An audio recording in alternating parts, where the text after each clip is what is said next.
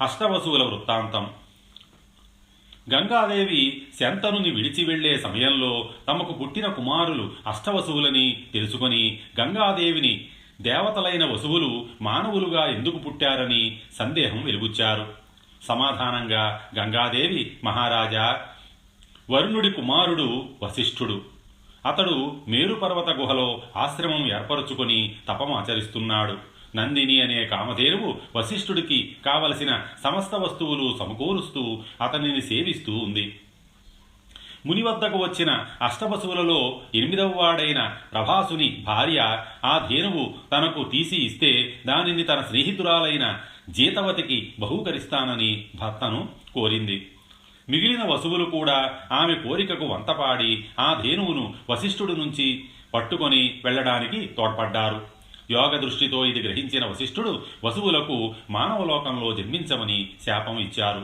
వసువులు తప్పు గ్రహించి వశిష్ఠుని కాళ్ల మీద పడి భూలోకంలో పుట్టిన వెంటనే ముక్తిని ప్రసాదించమని వేడుకున్నారు. వశిష్ఠుడు అలాగే జరుగుతుంది, కానీ 8వ వసువైన ప్రభాసుడు దీనికంతటికీ మూలం కనుక దీర్ఘకాలం సంతానహీనుడై జీవిస్తాడని మాటిచ్చాడు అని శంతన మహారాజుకు చెప్పి 8వ కుమారునిగా పుట్టిన ప్రభాసునికి దేవవ్రతుడని నామకరణం చేసింది. ఆ పుత్రునికి విద్యాబుద్ధులు చెప్పి అప్పగిస్తానని శంతనుని విడిచి వెళ్ళింది. భీష్మ ప్రతిజ్ఞ.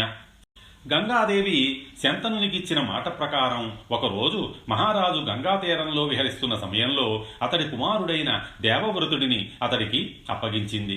శంతనుడు దేవవ్రతుడిని యువరాజుని చేశాడు. ఒకరోజు శంతనుడు యమునా నదీ తీరంలో యోజనగంధిని చూసి ఆమెపై మనసు పడ్డాడు. ఆమెను వివాహమాడ నిశ్చయించి యోజనగంధితో ఆమె తండ్రి అయిన దాశరాజు ఇంటికి వెళ్ళి ఆమెను తనకు ఇచ్చి వివాహం చేయమని కోరాడు. అందుకు దాశరాజు సంతోషించిన సత్యవతిని శంతనునికి ఇవ్వడానికి ఒక నిబంధన పెట్టాడు. తన కూతురైన సత్యవతి కుమారులను చక్రవర్తిని చేయాలన్నది ఆ నిబంధన. శంతనుడు గాంగేయుడైన దేవవ్రతుని విడిచి వేరొకరిని రాజ్యాభిషిక్తుని చేయడానికి మనస్కరించక విచారిస్తూ రాజ్యానికి తిరిగి వెళ్ళాడు. దేవవ్రతుడు తన తండ్రి విచారం గ్రహించి మంత్రుల ద్వారా సత్యవతి విషయం తెలుసుకుని ఆమెతో తండ్రికి వివాహం జరిపించాలని నిశ్చయించుకున్నాడు. అతడు దాశరాజు వద్దకు వెళ్ళి తన తండ్రి శంతనునికి సత్యవతిని ఇమ్మని అడిగాడు.